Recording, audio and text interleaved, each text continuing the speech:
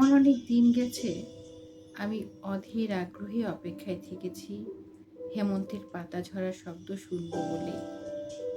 নিঃশব্দে অপেক্ষা করেছি বনভূমির কোনো বন্ধুর জন্যে, কিংবা অন্য অনেকের জন্যে। হয়তোবা ভবিষ্যতেও অপেক্ষা করব। এমন অনেক দিনই তো গেছে, কারো কারো অপেক্ষায় বাড়ি বসে আছি। হয়তো কেউ বলেছিল, অপেক্ষা করো, একসঙ্গে বেরোবো।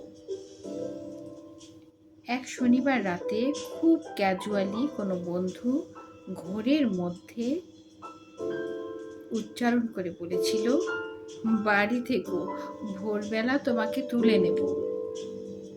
হয়তোবা ওর মনের মধ্যে ছিল চুনিয়া অথবা শ্রীপুর ফরেস্টের বাংলোয়। আমি অপেক্ষায় থেকেছি।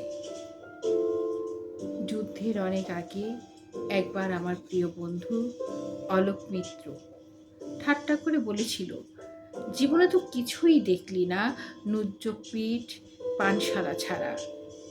চল, তোকে দিনাজপুর নিয়ে যাব। কান্তজির মন্দিরও রামসাগর দেখবি, বিরাট গোলাকার চাঁদ, মস্ত খোলা আকাশ দেখবি। গল্প টল্প লেখার ব্যাপারেও কিছু উপাদান পেয়ে যেতে পারিস। তৈরি থাকিস, আমি আসব। আমি অপেক্ষায় থেকেছি।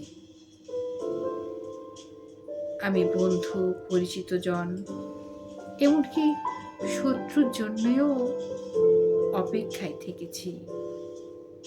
বন্ধুর মধুর হাসি আর শত্রুর ছুটির জন্যে অপেক্ষায় থেকেছি। কিন্তু তোমার জন্য আমি অপেক্ষায় থাকবো না, প্রতীক্ষা করব। প্রতীক্ষা শব্দটি আমি শুধু তোমার জন্যে খুব যত্ন করে বুকের তরঙ্গে তুলে রাখলাম।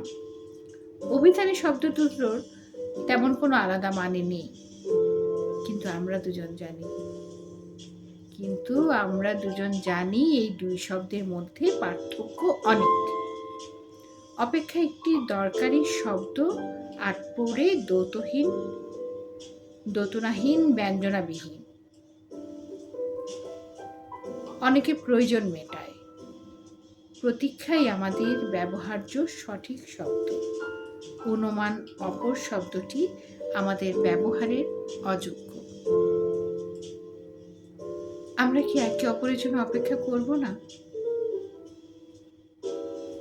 আমি তোমার জন্য পথপ্রান্তে অসত্যের মতো দাঁড়িয়ে থাকব।